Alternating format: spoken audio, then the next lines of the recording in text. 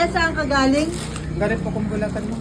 Galing kang Bulacan. Opo. Iniwanan ka ng mga kasama mo. Opo. Tapos naglalakad ka, ilang araw na? 4 na araw na ako. 4 na araw na. Opo. Nakain ka. Minsan, pag kinakapalan ko na bumukha ko para po makakain ako. Minsan, isang araw di ako kumakain. Ganito kuya, sasakay kita ng bus, ha? Ako na ang bahala sa pamasahe mo. Kasi nakikusap po ko sa Trabina. Ayaw po talaga. Ayaw. Saan ka Kailangan- sa Bicol? Nagalang ho ako. Naga lang, ako isang sakay lang dito sa area. Oo, sasakay lang kita dyan. May 500 ba? Sige, ano? Oo. Hindi, baka... Pagod na po ako kalakad. Wala, gusto mo magpahinga ka muna. Pahinga ka muna Doon, dyan, no? sasakay ka, Mayroon makakain ka. kaming kubo dyan. Sasakay ka namin. Ha? So, ma'am, salamat po. Oo, sige. Tapos Laking utang pakakainin na kita loob ko po dito. ito sa inyo, ma'am. Huwag ka mag-alala, buti dito ka napadaan. Pahinga ka muna at mamaya. Pahinga ka muna ha, sasakay ka namin Pagka sa po bus. umuulan, lumalakad ako kasi para ano po ko ng Ano paper apelyido mo? makarating. Ano po ko, Bermel. Noel Bermel po. Noel Bermel. Bakit naman ninyo iniwan si Noel Bermel? Bakit pinapapunta ng Bulacan? Sabi po kasi may trabaho doon sa Manila.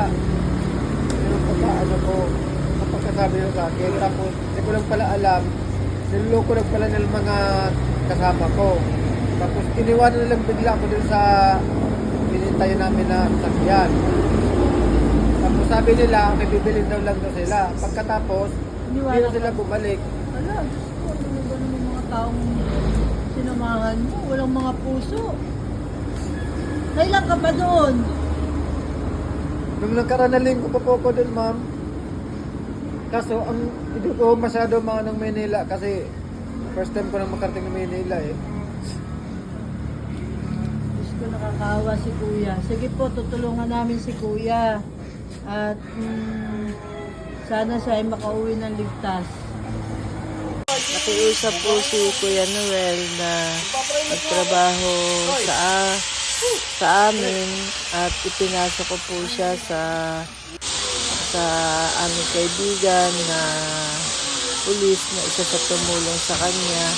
Kaya ayan po, Narito na po si marunong Kuya naman po Noel. siya sa mga gawain. Bigay ko lang po sa Ito inyo ang po si update Kuya. kasi nakapagpahinga na daw po siya ng maayos at nakatulog ng maayos. Ayan.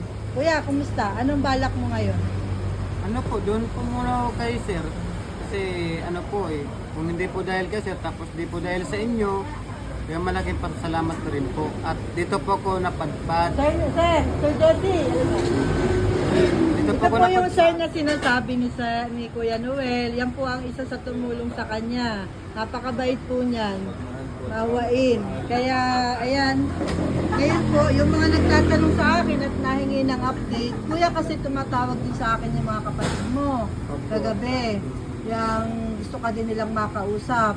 Ngayon, mamaya, pag okay na tayo, mag-uusap muna kayo, ng video call. Opo. Tapos, kuya, may mga nagbigay din sa iyo ng pera, ay ibibigay ko sa iyo mamaya. Bubukod ko lang siya ng video para Gusto ko lang nila kung kumusta ka na. Kasi ang dami naghahanap sa'yo, kuya.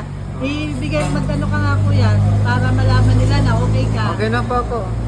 Nakapagligo na po ako ng maayos, malinis na po. Eh kahapon talagang bumuka talaga akong pulog eh.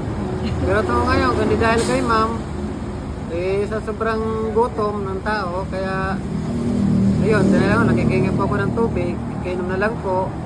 Eh nagkataon, nandito po si Sir JC. Eh yun po. Saka yun lang po, papasalamat po ako kay ma'am, kay Sir JC. Kundi po dahil sa kanila, eh hindi po maayos yung kalagayan ko ngayon. Ngayon po, maayos na po ako. Okay, thank you po. Salamat po. Ayan na po si Kuya Noel.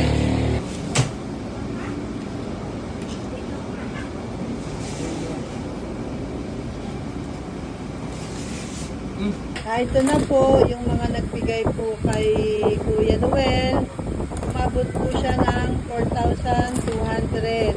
Nagpapasalamat po ako kay Sir June San Pedro. Nagbigay po siya ng 3,000. At si Ma'am L.E.B., ayaw po niyang ipasabi yung buong pangalan niya. At saka po si Ma'am Masha Os, 500. Maraming salamat po. Baka po si Kuya ay bumili ng cellphone. O Kuya, doble ang balik sa iyo niyan, di ba? Yung naging paghihirap mo sa looban ng 2 linggo ay naging mas maganda ang naging bunga.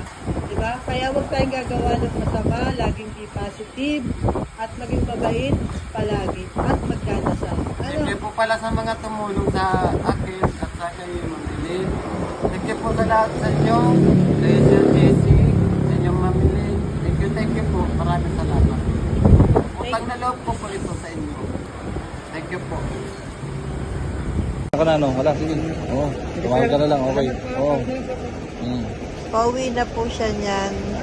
Nasakay na po namin ng bus. At may sakit daw po yung nanay, kaya pauwi na siya ng Bicol. Pero hindi ko po sigurado kung siya ay babalik pa. Pero God bless Kuya. Ito, dadaan ito Sana dun. magkaroon ka ng maayos na buhay. Dadaan yun dun.